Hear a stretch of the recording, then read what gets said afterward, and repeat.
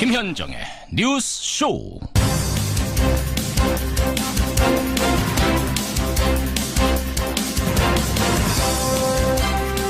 갈 때는 북한 때문에, 돌아올 때는 전국 때문에 문재인 대통령의 발걸음은 오갈 때 모두 무거워 보입니다.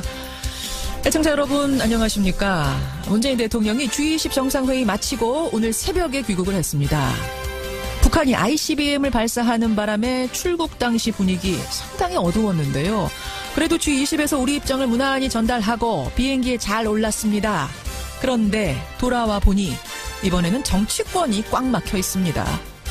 추미애 대표의 머리 자르기 발언에 국민의당이 분노하면서 어제는 국민의당 당사에 걸었던 협치 플래카드까지 떼버렸습니다. 내각 인사 추경 모두 멈춘 상태. 과연 이 난국은 또 어떻게 풀어갈지. 월요일 아침 김현정의 뉴스쇼 출발합니다.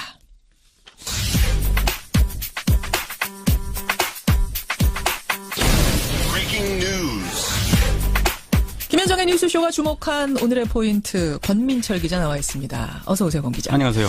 주말 동안에 폭우가 내렸어요. 네, 가뭄은 해결이 됐지만 이 토사 유출, 땅꺼짐 사고가 곳곳에서 일어났습니다. 예, 예. 간밤에 이 수도권 폭우는 이 새벽에 잠시 주춤했지만 서해에서 비구름이 다시 지금 몰려오고 있습니다. 오늘 하루 전국적으로 비가 이어지겠습니다. 예. 경기 강원, 충청 북부 지역에는 이 호우특보가 발효가 될 것 같고요. 국지적으로 시간당 30mm 이상의 폭우가 쏟아질 걸로 예보가 됐습니다. 수도권과 영서지방은 최고 150mm. 이게 이제 내일까지 더 내리겠다. 내일까지. 이게 이제 기상청 예보인데요. 비는 내일 낮부터 그친다고 합니다. 산사태, 침수 피해 여러분 각별히 대비를 하셔야겠습니다. 다음 포인트 가죠. 정상 외교가 남긴 과제입니다. G20 정상회의 마치긴 했는데 사실 북한 문제에 대한 해법은 여전히 오리무중이에요. 네, 오늘 아침 유엔 주재 미국 대사가 강력한 대북 제재를 밀어붙이겠다 이렇게 밝혔습니다. 그렇죠. G20 회의 때에도 확인됐지만 미국 일본은 차원이 다른 북한의 압박 이걸 원하고 있습니다. 그래서 나오는 게 원유 공급 중단이죠. 하지만 중국, 러시아가 이 원유 파이프라인 밸브까지 잠그는 데는 쉽게 동의할 것 같지가 않습니다. 그렇죠. 우리가 정상 외교를 통해서 대북 주도권을 되찾았다고는 하지만 미일, 중러 이 양쪽에 끼어서 운신의 폭이 좁죠. 예. 오늘 새벽에 귀국한 문 대통령이 이번 주 북한에 어떤 구체적인 제안을 던질지 이게 관심사입니다. 제재와 협상이잖아요. 지금 우리 정부의 그 투트랙 전략이죠. 전략이라는 게 참 쉽지가 않은 얘기예요. 네. 다음 포인트 보죠. 교차로 예선 국회 보겠습니다. 북한 문제도 북한 문제지만 지금 꽉 막힌 전국 보통 일이 아닙니다. 네, 오늘이 이 청와대가 국회에 송영무 조대엽 후보자 청문을 처리해달라 이렇게 제시한 두 번째 시한입니다. 예. 강경화 장관의 임명 전례를 보면 시한 다음 날인 내일 임명을 강행할 가능성이 없지가 않습니다. 하지만 여당이 정한 이 추경심사 마지노선도 모레거든요. 그렇죠. 이 추경과 인사정국 사이에서 대통령이 어떤 결정을 내릴지도 포인트입니다.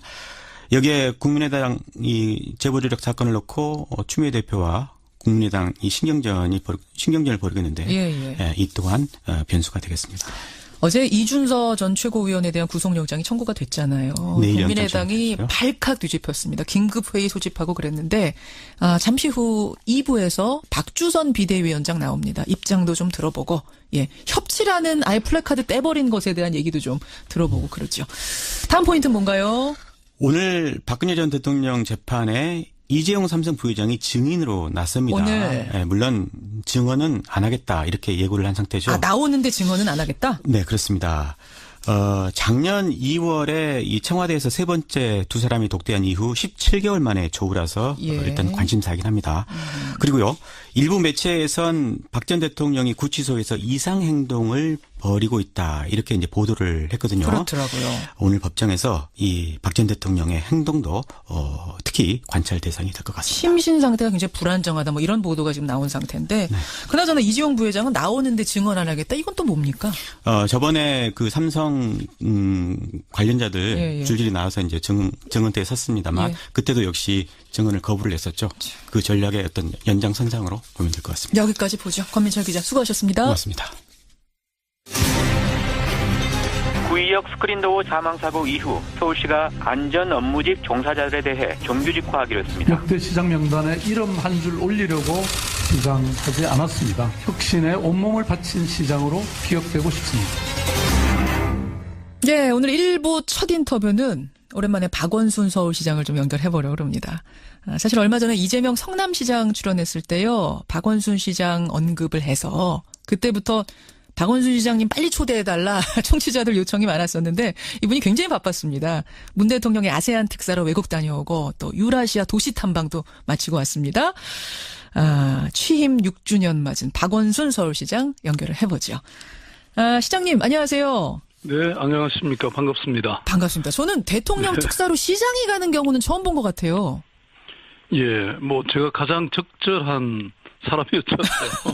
스스로 또 네. 적절. 그게 아니라 그동안 그 아세안 국가들과의 뭐 도시 외교나 또 그 정상들을 여러 차례 제가 만났고 뭐 그랬던 인연이 있죠. 그래서 아세안 특사 다녀오시고 유라시아 도시까지 다녀오셨어요. 네, 그렇습니다. 그 러시아하고 우즈베키스탄 다녀왔는데요. 이 아세안 유라시아 지역이라는 곳이 어찌 보면 한반도의 비핵화 그리고 평화 정착을 위한 전략적인 협력 요충지라고 저는 보거든요. 또 동시에 지금 우리 한국 경제에 굉장히 침체되고 있지 않습니까? 그렇죠. 네, 이 돌파구를 마련할 수 있는 기회의 땅이다. 저는 이렇게 생각이 되는데요. 그런데 이명박 박근혜 정부 시절은 이 너무 사강 중심의 외교가 이루어지다 보니까 이 나라들과는 적극적인 교류가 없었습니다. 그래서 이번에 제가 대통령 특사로 가면서 이 대한민국이 이제 사강 중심의 외교를 좀 다변화하고 있다 이런 메시지를 확실히 전달했고요. 그리고 또 실제로 이런 나라들이 베트남이라든지 우즈베키스탄 뭐 이런 나라들이 정말 저도 엄청난 환대를 받았는데요. 그만큼 대한민국과 서울시로부터 이런 정책을 배우겠다 이런 열의도 참 대단했습니다. 이걸 잘 활용해야죠, 우리가. 그렇죠. 아세안 나라들에서는 이제 환대받고 여러 가지 소통의 채널들 마련하셨고 러시아 가서는 북방 뉴딜 개념을 제시하면서 유라시아 철도 연결이 중요하다 이걸 강조하고 오셨더라고요. 뭐 저는 북한을 향해서 이렇게 앞문이 굳게 닫혀 있으면 뒷문이라도 우리가 열어야 되는 게 아니냐. 그러니까 지금 남북 관계가 경색되고 이런 적대 관계가 계속 악화될수록 오히려 저는 이런 중국이나 러시아라고 하는 동북아라는 큰 틀에서 우리가 기회를 찾고 또 뭔가 변화를 만들어내는 저는 이 한반도 피턴 플랜이라고 얘기하고 있는데요. 이런 게 필요하다.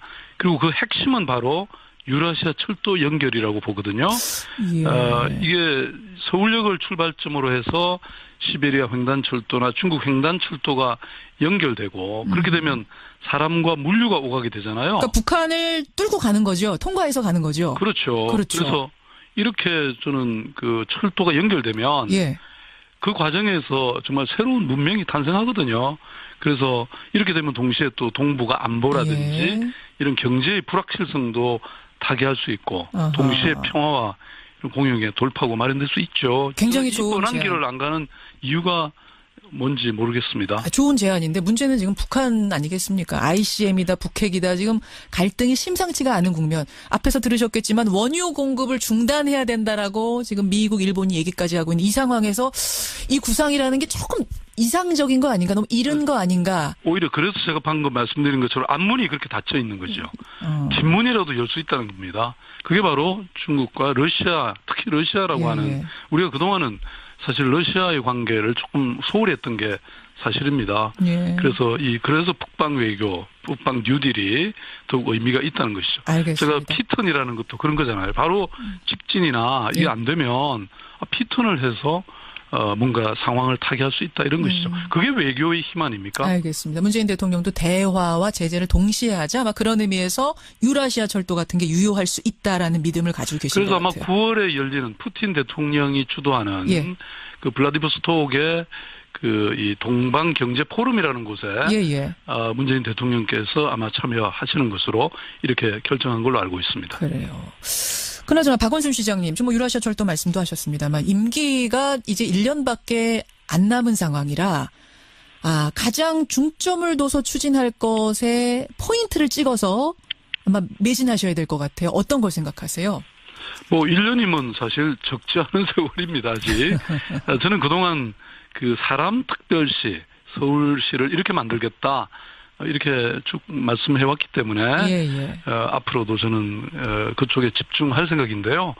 그것은 도시의 중심축이 이제 성장과 개발이라는 곳에서 사람 중심으로 이동한 그런 전환기였다 저는 이렇게 보거든요. 그래서 크게 말씀드리면 뭐 우리가 그동안 이 어떤 근본적인 변화가 이 하루아침에 완전히 쓸어내고 다시 짓는 이런 뉴타운이나 재개발 대신에 저는 사람이 이렇게 쫓겨나는 일 없이 함께 살아갈 수 있는 그런 도시 재생이나 마을 공동체로 바꿨고요. 그다음에 그동안 20조에 이르던 채무는 12조대로 줄여가지고 그걸 복지로 2배를 늘렸거든요. 그래가지고 공공임대주택을 지금 거의 용산의 가구 수가 26만 명인데 26만 세대가 만들어졌습니다. 국공립 임대주택이. 그다음에 국공립 어린이집도 지금 1000개가 더 돌파가 됐고요. 이렇게 저는 시민의 어떤 삶의 질을 구체적으로 변화시키는 일을 해왔는데 뭐 그걸 제대로 해서 완성해야 되겠죠. 사람 중심의 도시. 아마 지금 비정규직의 정규직 전환, 서울시 유관기관들 그것도 아마 그 선상에서 지금 정책을 발표하신 게 아닌가 싶은데요. 근데 시장님, 지금 1년이 짧지 않다 그러셨잖아요. 네네. 근데 사람 중심으로 정말 제대로 된 도시 완성하려면 제가 볼 땐 짧아요. 제가 무슨 질문하려고 하는지 아마 아실 거예요. 요즘 그 질문 하도 많이 받아봐가지고요. 요즘 어디 가나 제일 많이 들으시는 질문. 서울시장 3선 도전하십니까? 글쎄 말입니다. 그래서 저는 지금까지 진짜 뭐가 되겠다고 이렇게 하기보다는 무엇을 할 것인가 뭐 그 사명에 대해서 늘 고민하는 그런 삶을 살아왔습니다. 그래서 지금 뭐 삼선이냐 아니냐 이런 뭐 단순한 프레임을 넘어가지고 이 지금 큰 시대의 전환기잖아요. 여기서 제가 무엇을 하는 것이 적절한가. 그래서 뭐 주변의 시민들이나 또 많은 분들의 얘기를 듣고 있고요. 제가 결정하는 대로 곧바로 말씀드리겠습니다. 언제쯤 결정할 생각이세요? 네, 그건 뭐 시간은 곧바로도 될 수 있고, 제가 바로 말씀드리겠습니다. 곧바로도 될 수 있다. 그럼 안 할 수도 있는 거고요. 그 선택지에는 삼선 도전이 아닌 다른 길을 갈 수도 있는 거고요. 꼭 그렇게 물으세요. 조금만 기다리시면 제가 말씀드리겠습니다. 곧바로 결정할 생각이시다. 뭐 시민들의 말을 바탕으로 해서 결정하시겠습니다만 이제 이런 얘기는 있습니다. 지난 대선에서 당내 기반의 중요성을 누구보다 절감했던 분이 박원순 시장이시기 때문에 시장보다는 재보선에 출마해서 국회의원으로 어떤 활동 영역을 좀 넓혀볼 수 있지 않겠느냐 이런 조언들도 주변에서 받으신다면서요. 저는 기본적으로 어떤 정치공학적인 그런 접근보다는 정말 이 시대의 그 비전이 무엇인가, 어떻게 해야 우리 국민들의 정말 먹고 사는 문제, 그다음에 이 불평등과 불공정의 사회를 제대로 바꿔낼 수 있는가, 뭐 이런 게 저는 훨씬 중요하다고 생각하고요. 그런 일을 하는 것이 저는 뭐 서울시장으로서의 이걸 계속 할지 아니면 또 다른 차원에서 뭐 그런 길을 열지 뭐 그런 고민은 하고 있는데요. 그리고 그게 또 제 마음대로 그게 되는 건 아니지 않습니까? 물론 그렇죠. 결국은 시민들 국민들의 생각이 또 어떤지 널리 들어보고 뭐 그렇게 저는 결정해도 늦지 않고 오히려 지금 1년을 그 하루같이 그렇게 열심히 하는 것이 중요하다 이렇게 생각하고 있습니다. 뭐 아직 결정 안 내리신 상태이기 때문에 뭐라고 똑 부러지게 말씀은 못 하실 것 같습니다만 얼마 전에 이재명 시장이 저희 뉴스쇼 출연한 인터뷰 혹시 들으셨어요? 네, 나중에 뭐 그런 얘기 했다고 들었어요. 인터뷰 들으셨죠? 박원순 시장님이 서울시장에 다시 도전하신다면 경쟁할 생각은 없다 이런 얘기를 분명히 하셨습니다. 이재명 시장님이 지금 뉴스쇼 듣고 계실 거예요. 뭔가 답가랄까요? 한 말씀 하신다면? 저는 뭐 피선거권이 있는 사람은 누구나 출마하고 경쟁할 수 있는 거 아닙니까? 뭐 그걸 누가 하라 말라 그럴 수는 없는데요. 이재명 시장은 뭐 저와 친분도 깊고 또 현명한 사람이니까 뭐 알아서 스스로 잘 판단할 거라고 생각합니다. 이게 무슨 말씀이지? 스스로 알아서. 그러니까 지금. 아니, 그걸 제가 그러면 뭐 하라. 하라 마라가 아니다. 하지 말라. 그렇게 어떻게 말합니까? 그 얘기는 내가 3선 도전하면 양보하겠다라고 했는데 굳이 그렇게 할 필요도 없으시다 이런 말씀으로 들어도 되는 건가요? 아니, 언제 그런 얘기가 있었습니까? 아니, 그러니까 3선 도전을 박 시장님이 하시면 이재명 시장은 도전 안 하시겠다 지금 이런 말씀. 그런 얘기 하셔서. 예. 그게 그런 얘기가 있었나요? 그렇게 얘기했습니다. 네. 아니, 뭐 제가 만약에 한다고 하면 뭐 고마운 일이긴 한데 뭐 저는 사실 이번 아마 선거는 이번 서울시장 선거는 뭐 여러 가지 치열한 경쟁이 있을 거라고 저는 생각하고 있습니다. 그리고 또 그런 거를 마다할 수는 없지 않겠습니까? 특히 이 1000만 도시의 운명을 이렇게 맡을 수밖에 없는 그런 서울시장이라고 하는 직책에 경쟁 없이 사실 당선될 수 있다고 하는 저는 그런 생각은 가지고 있지 않습니다. 경쟁 없이 뭐 내가 나와서 누가 양보하고 이런 식으로 이게 될 문제가 아니다라고 보시는 거군요. 치열한 경쟁은 반드시 따를 것이다. 준비가 출마한다면 그런 각오는 하고 나간다. 이런 말씀이신 거고요. 뭐 당연히 그래야 되겠죠. 예. 그 유재명 시장님이 굳이 양보하고 이러지 않으셔도 되겠는데요. 지금 말씀 들어보니까. 네, 저는 스스로 양보해주면 고마운 일이지만 지금 이미 제가 알기로는 서울시장 선거에 많은 사람이 준비하고 있다고 듣고 있거든요. 그러니까 그런 거는 좋은 일이죠. 저는 서울시장이라는 이 선거를 통해서 시민들에게 각자의 좋은 비전을 제시하고 그 판단을 받는 것이 민주주의에서 가장 중요한 과정이고 또 계기이지 않겠습니까? 알겠습니다. 저도 그런 판단을 만약에 출마한다고 하면 당연히 받아야죠. 알겠습니다. 예. 오늘까지 말씀 듣도록 하고요. 또 귀한 시간 마련하죠. 고맙습니다. 네, 감사합니다. 서울시 박원순 시장이었습니다. 김성환의 행간 시사평론가 김성환 씨, 오늘은 전화로 연결이 되어 있습니다. 김성환 씨, 안녕하세요. 네, 안녕하세요. 예, 오늘 행간에서 뭘 좀 다뤄볼까요?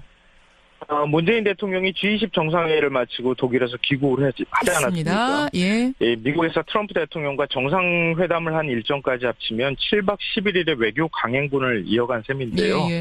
그런데 문재인 대통령 이 미국과 독일 방문 동선을 자세히 살펴보면 숨겨진 문화 코드를 발견할 수가 있습니다. 문화 코드? 네, 문재인 대통령의 해외 순방 숨겨진 문화 코드. 이 뉴스의 행간을 좀 살펴볼까 합니다. 한반도를 둘러싼 4대 강국의 정상들 다 만났어요. 네, 맞습니다. 트럼프 대통령과는 미국에서 정상회담을 했고 며칠 사이에 또 한미일 3국 정상회담 때 또 만나지 않았습니까? 만났죠. 아베 일본 총리, 시진핑 중국 국가주석, 푸틴 러시아 대통령과도 별도 회담을 했고요. 또 G20 회의 직후 주재국인 메르켈 총리와 만나기도 하고 모디 인도 총리, 마크롱 프랑스 대통령, 트리도 캐나다 총리 이렇게 해서 모두 9명의 정상과 양자 정상회담을 했습니다. 11일이랑 그리 길지 않은 기간 동안 국정농단 사태로 발생한 외교 공백을 메웠다 이런 평가를 받고 있는데요.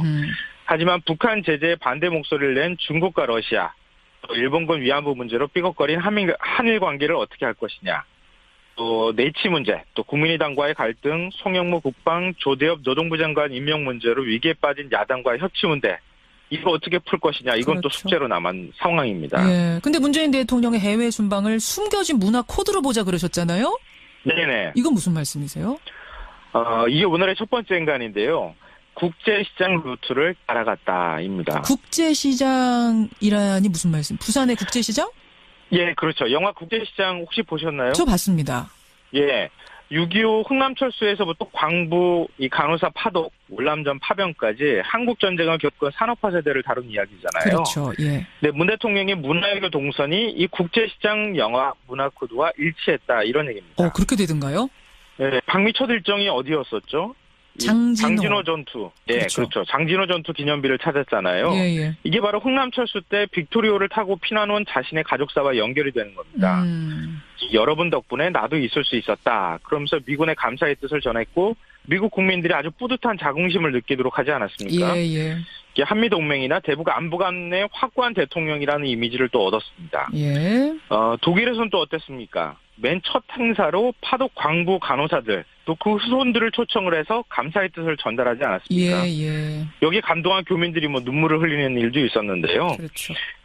그동안 한국 사회에는 산업화 세력과 민주화 세력이 갈등하는 모습이 많이 노출이 됐었는데 이 문재인 대통령이 취임사나 현충일 추념식 자리에서 모두 다 대한민국이고 모두 다 애국자다 이런 점을 강조했었잖아요.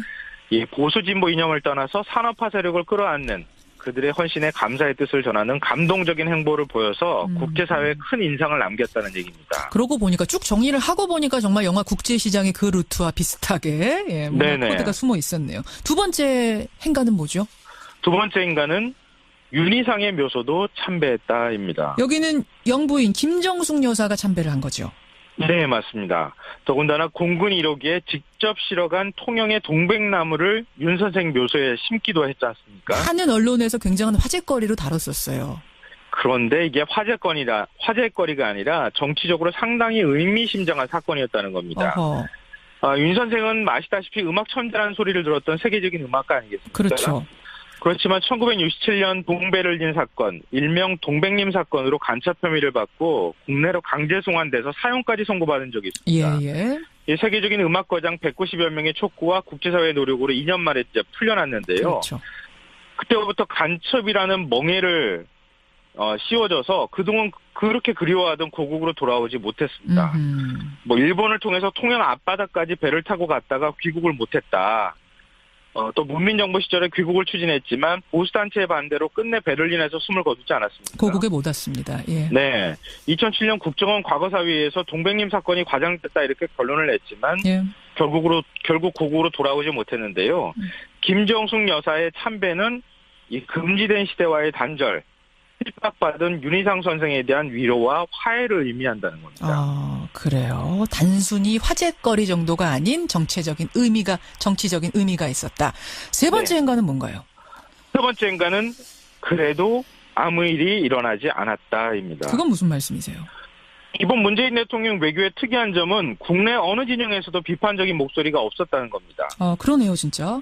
네, 예전 같으면 진보 대통령이 장진호 전투기념비 찾았다. 그러면 틀림없이 미국이 너무 아부하는 거 아니냐 이런 목소리가 나왔을 겁니다. 이 젊은 세대들이나 민주화 세대는 너무 6.25에 집착한다. 산업화 세대 공만 평가한다. 이렇게 불평을 할 수가 있는데 그런데 조용했습니다. 그렇죠. 반대로 보수 세대, 산업화 세대는 한때 빨갱이, 간첩으로 매도됐던 윤희상 선생 묘소를 영부인이 참배했다. 반발할 수가 있었거든요. 반발할 수 있는 상황이었어요. 그런데 조용했다는 겁니다. 이번 문재인 대통령 코드는 국내의 산업화 세대와 민주화 세대, 좌우를 모두 감싸는 문화적 행보를 보였다. 모두 다 위로받고 자긍심을 느낄 수 있는 그런 행보였다. 이렇게 평가할 수가 있을 것 같습니다. 그래요. 정상회담 속에서도 어떤 문화적 코드들이 곳곳에 숨겨져 있었다. 김성환의 행간 잘 짚어주셨습니다. 고맙습니다. 네, 고맙습니다. 김현정의 뉴스쇼 2부 출발합니다. 이준서 전 최고위원에 대해서 검찰이 구속영장을 청구했습니다. 나는 전혀 몰랐다. 끝까지 주장을 하는데도 검찰은 이준서 씨가 몰랐을 리 없다. 이렇게 본 거죠. 만약 이준서 전 최고가 구속이 된다면 조사는 그 윗선으로 가는 게 수순입니다. 이준서 씨가 알았다면 정말 이준서 씨만 알았겠느냐. 이런 논리로 수사가 진행이 되는 거죠. 어제 국민의당이 긴급의총을 소집했습니다. 박주선 비대위원장의 입장 잠시 후에 직접 확인을 하시죠. 이렇게 전국이 어수선한 상황에서 여론은 어떻게 흘러가고 있을까요? 이택스의 여론에서 짚어보고요. 이어서 서울의 한 산부인과 신생아실의 간호사가 결핵에 걸렸습니다. 여러분 아시겠지만 결핵이란 잠복기가 아주 깁니다. 발병을 했을 때는 이미 800명의 아기들이 그 신생아실을 거쳐간 뒤였습니다. 지금 800명이 차례차례 검사를 받고 있는데 이미 64명의 아기들이 양성 판정을 받았답니다. 아직 발에 이름표도 안 뗀 그 조그만 아기들한테 약을 먹여야 하는 부모 심정 참 미어질 텐데요. 왜 이런 일이 또 발생했는지 그 부모 중에 한 명의 얘기 들어보죠. 이준서 전 국민의당 최고위원 그리고 이유미 씨 남동생에 대해서 사전 구속영장을 청구했습니다. 구속영장을 청구한 이유로는 그 제보가 가짜란 걸 알면서 유포했거나 혹은 가짜일 가능성을 알면서도 유포했다. 이 둘 중에 하나로 검찰은 보고 있다는 의미입니다. 만약 이 구속영장이 발부가 되면요. 이제 검찰 조사는 그 윗선을 향하게 될 겁니다. 이준서 전 최고위원만 알았느냐? 정말 그 윗선은 몰랐느냐? 이 부분 말이죠. 예. 어제 국민의당 지도부 긴급회의를 소집했습니다. 국민의당의 입장 박주선 비대위원장 통해서 직접 들어보죠. 박주선 비대위원장님 나와 계십니까? 네, 안녕하세요. 예, 지금 뭐 심경이 상당히 복잡하실 것 같은데 단도직입적으로 여쭙죠, 위원장님. 네. 어제 검찰 구속영장 청구, 당은 어떤 입장이십니까? 저희 진상조사단이 조사 결과와 검찰이 인정한 사실관계는 모두가 똑같습니다. 하나도 틀린 데가 없습니다. 그럼에도 불구하고 예?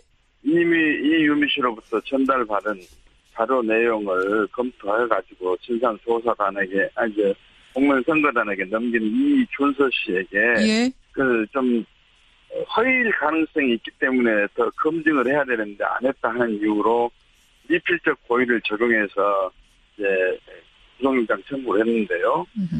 이것은 저희 당의 입장에서는 검찰이 저희들과 평가를 달리한 거고 이것은 추미애 더불어민주당 대표가 미필적 고의를 적용해가지고 수사를 철저히 하라고 수사 가이드라인을 내린 그 지침에 따라서 수사가 이루어지고 있구나 하는 의심을 하지 않을 수가 없습니다. 그러니까 우리 국민의당의 조사 결과와 다를 게 없는 것을 가지고 구속영장까지 청구한 건 과한 거다, 과잉이다. 이것은 추미애 여당 대표가 가이드라인을 내렸기 때문이다. 이런 말씀이세요? 예, 그렇지 않아도 저희들은 이 사건이 문재인 대통령과 그 아들 준용 씨하고 관련된 내용이기 때문에 예? 검찰로서는 권력의 눈치를 보면서 과한 수사를 하지 않겠나. 예, 그 전 검찰의 행태와 전략에 비춰볼 때 좀 우려가 있어서 그걸 경계한다고 이야기를 했는데 그런 상황에서 여당 대표가 계속 미필적 고의를 적용해서 수사를 해야 된다. 예? 이건 이유미 씨 혼자 고명이 아니다. 어떤 근거로 그런 주장한지를 모르겠습니다. 허위로 이렇게 주장을 하고 그러기 때문에 검찰로서는 틀림없이 부담을 느꼈을 겁니다. 그래서 예? 느닷없는 미필적 고의를 적용해가지고 검증을 하지 않았다는 이유로 이준서를 지금 구속영장 청구를 했는데 저희들로서는 동의하기 어려운 검찰 수사에 대해서 정당성을 부여하기 좀 어렵습니다. 일종의 보복수사, 과잉수사, 정치수사 이렇게 보시는 거예요? 저는 그렇게 봅니다. 그렇게 보세요. 아니 그런데 지금 이제 당의 진상조사 결과하고 똑같은데 구속영장 청구가 과잉이다 하셨는데 정말 똑같습니까? 당에서는 조작을 이유미 씨 혼자 했고 이번에 이유미 씨가 당에 자백할 때까지는 아무도 몰랐다 이렇게 말씀하셨는데 검찰에서는 이준서 씨는 적어도 알았다는 거 아닌가요? 그 전에? 아닙니다. 검찰도 단독 보면 물론 이제 검찰이 영장 청구했던 이유미 씨 동생에 대해서는 그건 뭐 같은 부류이기 때문에 동생은 그렇고요. 예. 예. 그래서 이유미 씨 선에서 이 조작이 이루어진 거다. 예. 그런데 이유미 씨 선에서 조작이 이루어졌는데 이준서 씨가 그걸 받아가지고 여러이러한 것을 좀 확인을 했는데 확인을 다 해줬습니다. 뭐냐면 이 제보자가 이 카톡 문자를 이렇게 보냈다. 카톡 문자 가지고는 좀 부족하니 그럼 직접 녹음을 한 녹음 파일을 보내라. 녹음 파일 제출했어요. 그래가지고 기자에게 이런 정도면 좀 보도를 좀 해줘야 되지 않겠냐 그랬더니 그러면 그 녹음 파일의 목소리 주인공하고 직접 우리가 통화를 할 수 있게 해주라. 그래서 이제 통화를 해달라 했더니 이유미 씨는 본인이 그 제보 당사자가 지금 기업에 다니고 있는 사람인데 이렇게 언론에 노출되기를 전혀 싫어한다. 나를 믿어라. 그러면서 그러면 기자가 이메일로 확인한다면 확인을 해주겠다 해가지고 이메일 주소까지 또 기자에게 전달했습니다. 이준서가 그걸 받았습니다. 이런 정도까지 했는데도 불구하고 이준서 최고위원은 이것이 가짜다라는 인식을 가지고 공명선거단한테 넘겼다고 이렇게 인식을 하고 있으니 평가를 하고 있으니 저희들로서는 검찰 수사의 정당성에 대해서 동의를 하기 어렵죠. 일단은 이제 그 부분에서 당 진상조사위 결과하고 검찰 조사 결과는 좀 차이가 나는 것 같아요. 일단 당에서는 이준서 씨도 몰랐다는데 사실관계는 차이가 없습니다. 사실관계는 같지만 지금 결론 부분에서는 당은 정말 이준서도 몰랐다. 근데 검찰은 대선 전에 알았을 가능성이 크다. 혹은 알았다 이렇게 지금 보고 있는 것 같아요. 그 부분에서 일단 차이가 있는 거고. 가능성에 대해서 검찰에 증거를 제시해야 되는데 이준서 씨의 집을 압수수색하고 4번이나 불러서 수사하고 그랬어도 하나도 그 증거를 제시를 못하고 있어요. 증거가 없다. 아마 그 5월 8일 대선 전날 이유미, 이준서 두 사람이 나눈 SNS 대화 그게 결정적인 증거는 아닌가요? 그러니까 지금이라도 사실을 말하자. 두렵다 뭐 이런. 당이 망한다 뭐 이런. 예. 그것은 이번 구속영장 청구된 범죄 사실과는 아무 관계가 없습니다. 그건 5월 8일 날 주고받은 메시지인데 그 사실관계가 또 설명하려면 깁니다만 검찰에서 구속영장 청구를 한 것은 5월 5일 날 최초로 이 기자회견했던 부분 그리고 5월 7일 날 기자회견했던 부분을 가지고 이준서의 지금 미필적 고의를 적용한 것인데 지금 말씀하신 내용하고는 이 구속영장 범죄 사실과는 직접적인 관계가 없습니다. 그렇게 보시는군요. 그렇기 때문에 좀 이게 억지 구속영장 청구다라는 말씀. 그 증거인멸 여당 대표가 그런 가이드라인을 제시를 하고 또 7월 7일 날은 당 청와대 정부가 삼청동 총리공간에서 모여가지고 이야기를 하고 그러는데 그것이 아마 관계기관 대책회의가 아닌가 이런 지금 의혹을 저는 저버릴 수가 없는데요. 관계기관 대책회의요? 아니 추미애 대표가 미필적 고의를 가지고 수사를 해라. 그리고 국민의당은 범죄 집단이다. 이렇게 또 공표를 하고 그래 저희들이 강력히 반발하고 그랬는데 그렇다면 여당은 뭐 인생 추격을 이야기하면서 협치를 해야 한다고 한다면은 국민당을 그렇게 죽이기 차원으로 몰아붙여서는 안 되죠. 그런데 할수록 추미애 대표는 지금 발언이 더 강성화되고 있어요. 그런 과정 속에서 수사 결과가 나왔기 때문에 저희들은 상상도 못했고 수사가 정당한 이루어졌다고 지금 보기가 어렵습니다. 다만 뭐 법원의 판단이 남아있기 때문에 저희들은 차분한 자세로 법원을 공정하고 현명한 판단이 있을 것이다 그렇게 기대를 하고 있습니다. 지금 국민의당 입장에서는 이 구속영장 청구 자체를 받아들일 수 없다. 보복 수사다, 검찰 수사다 이런 입장을 지금 말씀하셨어요. 이 와중에 민주당에서는 머리 자르기 발언, 추미애 대표 일명 머리 자르기 발언이 나왔고, 그것 때문에 추경도 우린 협조할 수 없다는 국민의당 입장, 여전히 계속 그대로 가시는 건가요? 유지하고? 지금, 더불어당은, 저희 당이 협조를 해주지만 아무것도 할 수 없는 불능의 정당입니다. 근데 뭘 믿고 저런지 모르겠는데, 한번 생각해 주십시오. 저희들이 뺨 맞고, 발길로 채이면서, 협치하겠습니다 하면서, 더불어당의 바짓자락을 붙잡고 협치 좀 하게 해주십시오. 사정을 저희들이 해야 됩니까? 이건 적어도 협치 구도 속에서 기본의 예의와 양식이 있어야 되지 않겠습니까? 어떻게 협치를 하겠다는데 본인들이 무슨 근거로 이유미 씨 사건이 국민의당의 조직적인 집단 범죄고 국민의당은 집단 범죄 조직이다. 어떻게 이렇게 이야기를 할 수 있어요? 또 검찰은 또 그런 식으로 추미애 씨 말대로, 추미애 대표 말대로, 이제 집단 조직범죄로 또 수사를 해 가겠죠, 또. 근데 지금 청취자 문자도 많이 들어옵니다만, 비대위원장님. 민주당 추미애 대표가 머리를 잘라라, 이런 것도 아니고, 꼬리 자르기처럼 이제 머리 자르기 하는 거다라고 한 건데, 꼬리 자르기가 우리가 정치권에서 언론에서 은유로 통용되듯이, 은유적으로 머리 자르기라고 한 것 뿐이다. 근데 그걸 가지고 너무 의도적으로 물타기 하는 거 아니냐? 이런 반론도 있습니다. 아니 꼬리를 자르든 머리를 자르든 그걸 가지고 이야기를 한 것이 아니라 꼬리를 자르고 머리 자르는 그런 진상조사를 했으니 검찰은 이걸 믿지를 말고 미필적 고의에 대한 수사를 계속해서 확대해 나가라.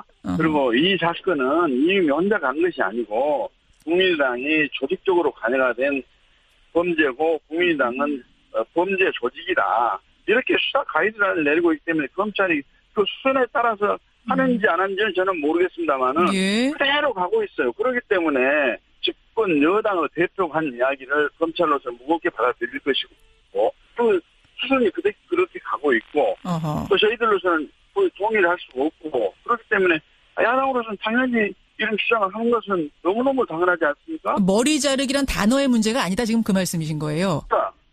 예. 아하, 머리 자르기란 산업 문제를 우리가 지금 그걸 문제 삼는 게 아니라. 꼬리든 머리든 뭐 정치적으로 자기들이 이렇게 주장할 수는 있겠지만.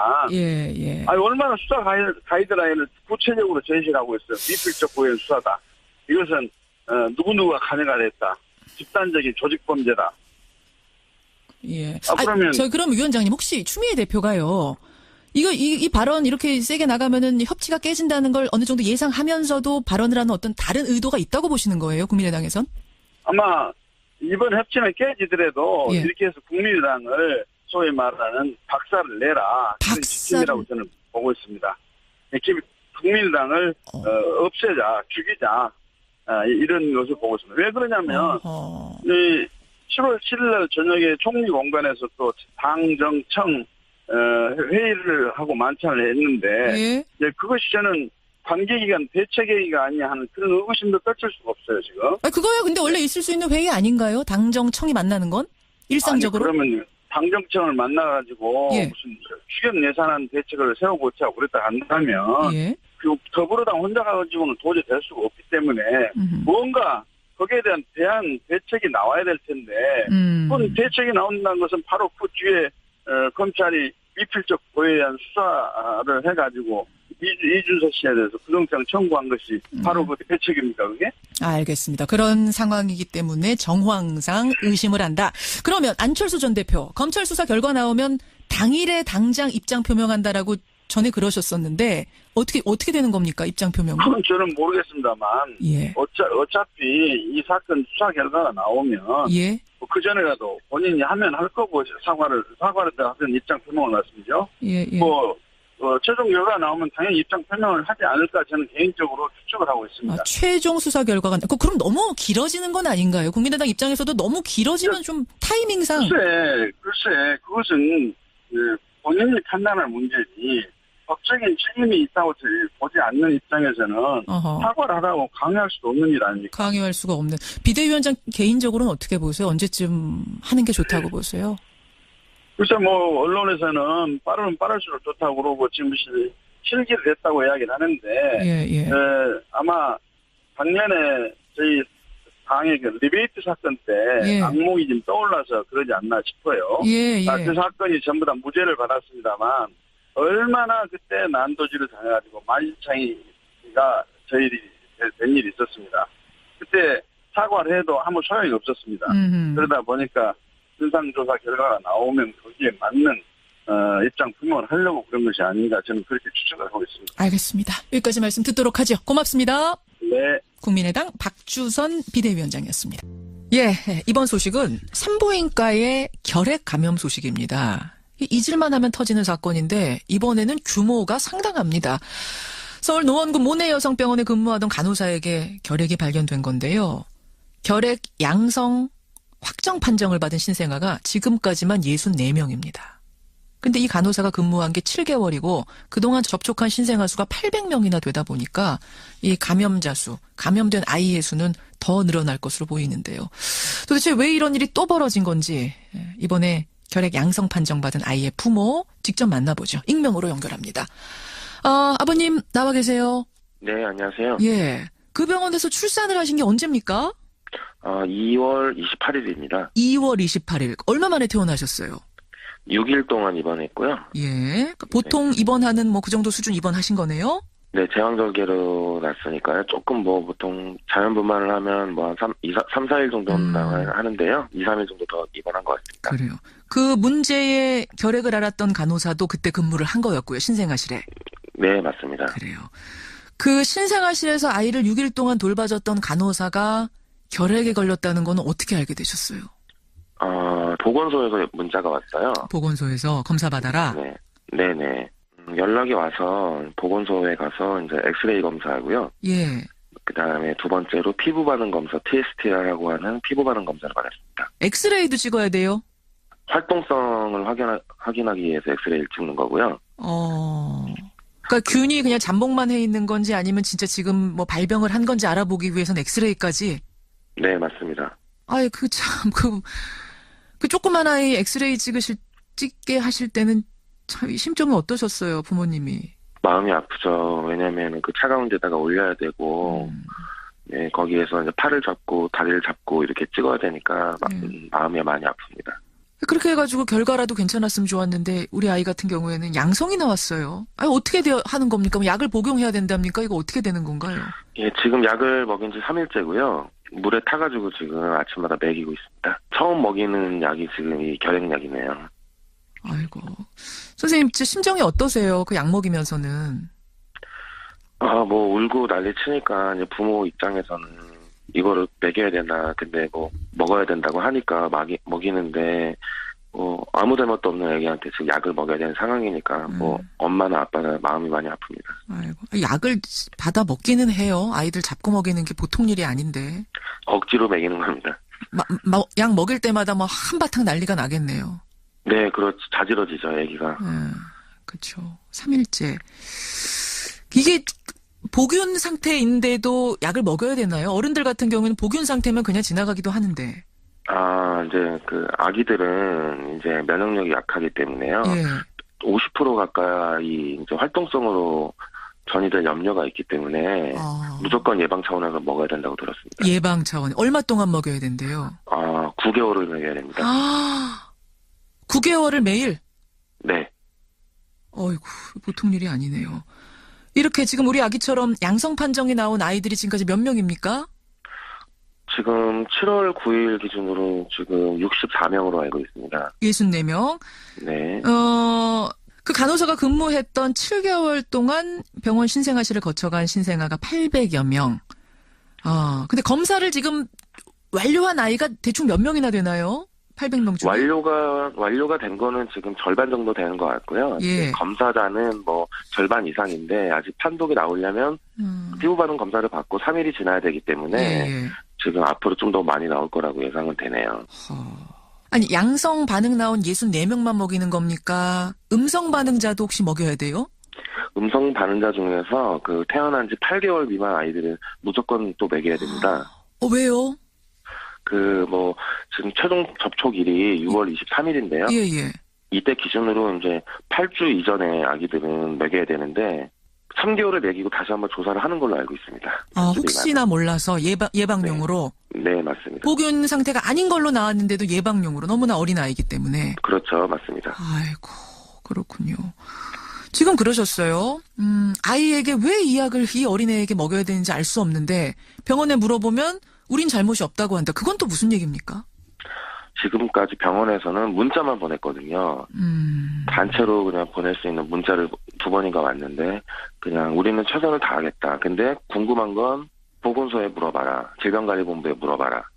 라고 지금 미루거든요. 그러니까 법적인 책임이라든지 이런 게 없다는 얘기인가요? 잘못이 없다라고 얘기할 수 있는 근거는 뭡니까? 일단은 그 간호사를 채용할 때 건강 검진을 확인하고 입사를 해야 된다는 법이 없다고 합니다. 잠깐만요. 그러니까 이 간호사가 신생아실에 근무하기 위해 취직을 하는데 건강 검진이 의무가 아니라는 거예요? 네, 1년 안에만 받으면 되고요. 채용 후에 1년 안에만 받으면 되고 채용 전에는 없다고 합니다. 실제로 그래서 이 간호사는 건강검진 없이 결핵검사 같은 거 없이 그냥 채용된 겁니까? 네, 맞습니다.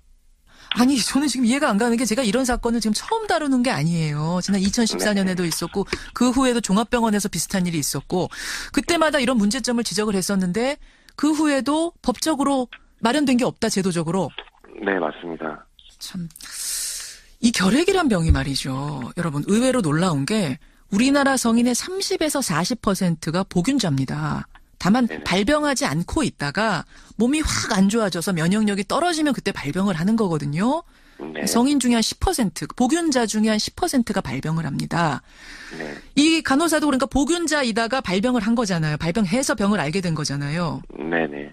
근데 이렇게 복균자가 많은 병이라면 신생아를 다루는 의료진이라면 채용 당시 혹은 채용 후에라도 좀 자주 결핵 검사를 했었어야 되는 게 아닌가. 그런 규정이 당연히 있었어야 되는 게 아닌가 싶은데 너무나 의외네요. 아무것도 없었다는 게. 그 피해자만 있고 가해자가 없는 상황에서 엄마들은 그냥 약을 먹여야 되고 오는 거를 붙잡고 약을 먹어야 되고 또 부작용도 심각하다고 하니까. 부작용도 있대요? 네네, 이거 이제 약을 먹고 부작용이 이제 있는데 이거 대해서 또 책임은 어떻게 질 건지가 가장 궁금하거든요. 어떤 부작용이 있을 수 있답니까?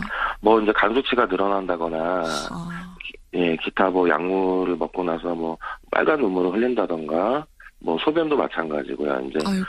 여러 가지로 합병증이 좀 있는 걸로 보고가 되어 있는 걸로 알고 있습니다. 아니 지금 뭐 태어난 지 100일 뭐 간 넘은 나이면은 지금 몇 킬로 나가지도 않잖아요, 하긴. 7kg 나가야죠. 7kg 나가요. 그보다 더 어린 아이도 지금 있을 거고.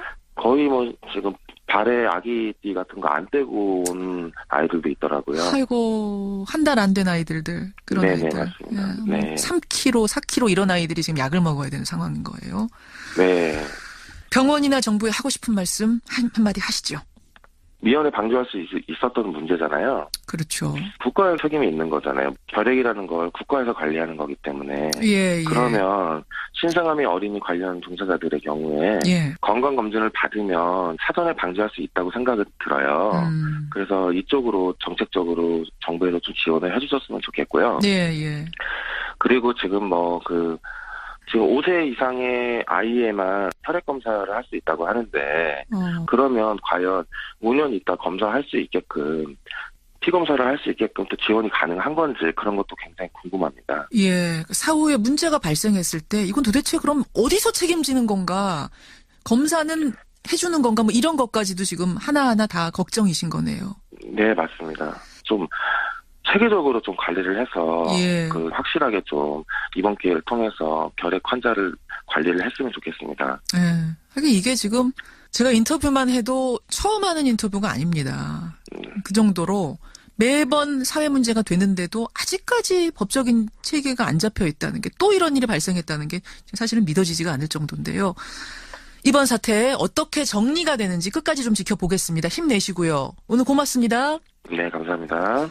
네, 산부인과 신생아실 간호사의 결핵 감염으로 아이가 감염에 걸린 케이스. 지금 64명이 나왔는데요. 그중에 한 아이의 아버지 만났습니다.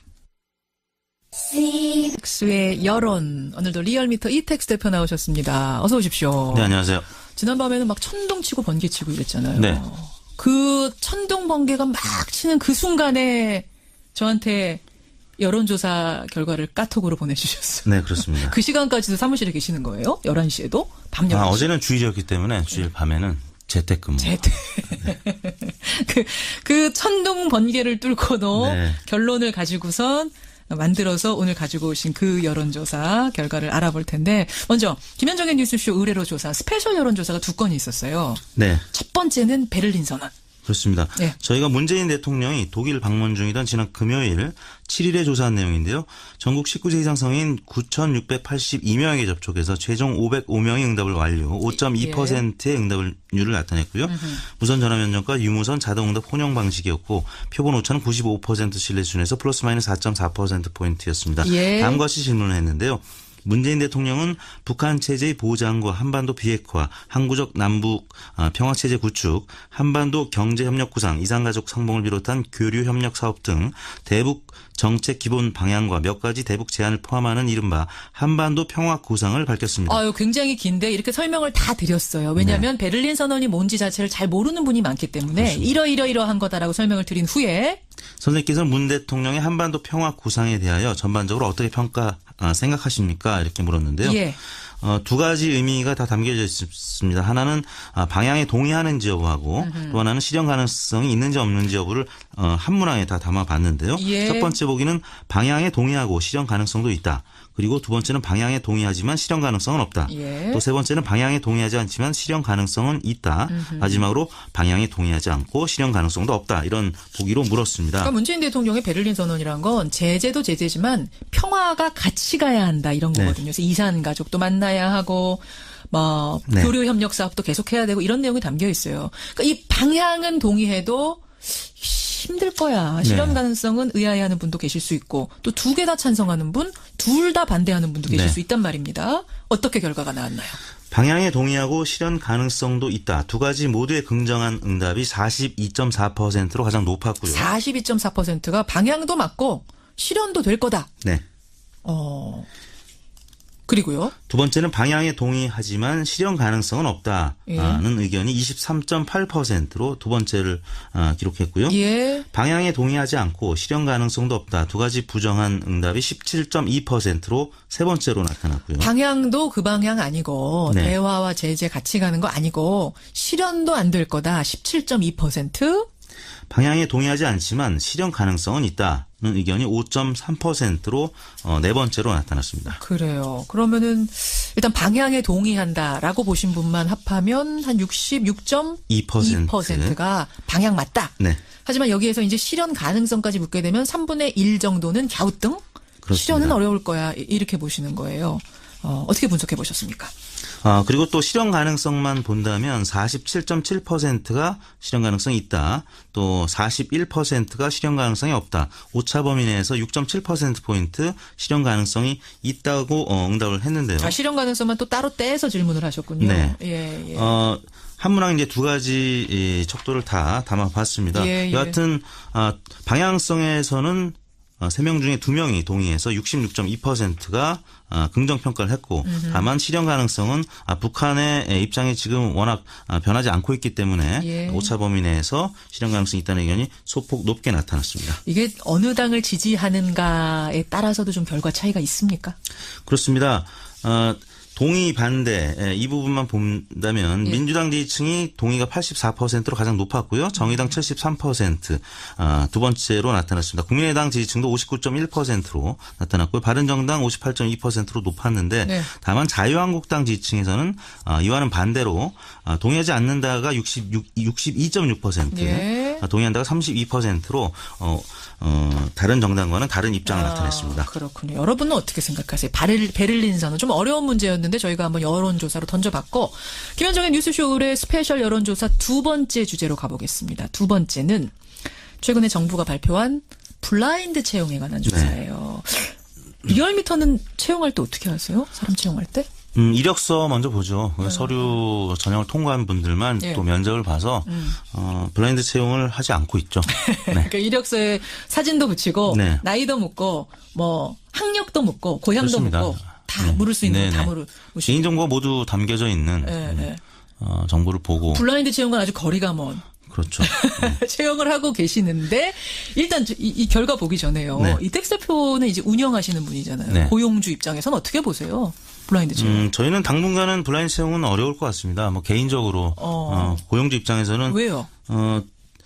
이 직원들이 뭐 지금 한 20-30명 정도밖에 안 되는데 네. 그중에 사실 한 명만 또 잘못 채용을 해도 회사에는 큰 영향이 있기 때문에 여러 가지 면들을 꼼꼼하게 보고 채용하는 편이거든요. 그래서 아직까지는 실천을 안 해봤습니다만 좀 그런 면에 대한 두려움이 있습니다. 고용주들 입장에서는 블라인드 채용이 쉬운 건 아니라 이런 네. 말씀이시군요. 선뜻 아무것도 안 보고 채용한다는 게. 네. 그렇지만 일반 국민들 여론은 다를 수 있어요. 그렇죠. 어떤 결과가 나왔습니까? 이렇게 물었습니다. 최근 정부는 입사 지원서의 출신 지역과 학교, 나이, 사진 등을 기재하지 않고 면접에서도 묻지 않는 이른바 블라인드 채용을 공공기관과 지방 공기업에 전면 도입하기로 했습니다. 예. 선생님께서는 이와 같은 채용 방식에 대해 어떻게 생각하십니까? 이렇게 물었는데요. 차별을 없애고 공정한 채용 기회를 제공함으로 찬성한다는 의견이 68%, 10명 중에 7명가량으로 나타났고요. 예. 객관적 평가가 어렵고 역차별을 일으킬 수 있어서 반대한다. 23.1%로 대략 3배가량 찬성 의견이 높게 나타났습니다. 이 정도면 압도적이라고 봐야 되는 거죠. 그렇습니다. 예, 블라인드 채용에 찬성한다. 68%. 객관적으로 평가가 어려울 거다. 역차별 생길 거다. 그래서 반대한다가 23.1%. 네. 어떤 분들이 특히 더 많이 찬성하셨어요? 대체로 보면 서울 또 지방으로 나눠서 본다면 지방 특히 이제 광주 전라가 찬성 74.4%, 대구 경북이 74%, 경기 인천이 68%. 예, 예. 대략 지방이 아무래도 취업의 기회 요인이 적기 때문에 그렇죠. 이런 의견이 나타난 것 같고요.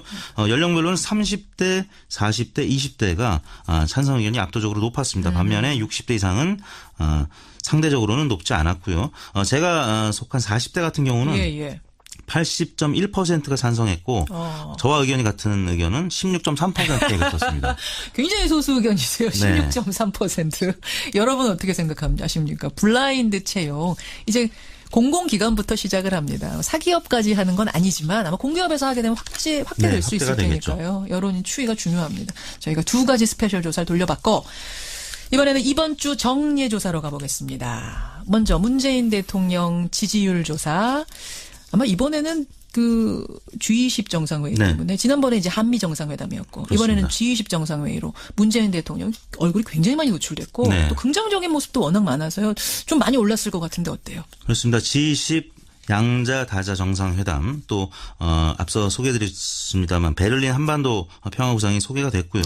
또 무력 시위라고 직접 표현했던 북한의 ICBM 발사에 대한 강력 대응 소식 때문에 2주 연속 상승했습니다. 지난주 대비 1.3%포인트 오른 76.6%로 나타났습니다. 76.6%. 지난주에 75.3%에서 이게 되면 1.3%포인트 오른 거잖아요. 그렇습니다. 사실은 근데 이 정도 그 정상회의 있고 하면은 조금 더 오를 수도 있는 거 아닌가요, 일반적으로는?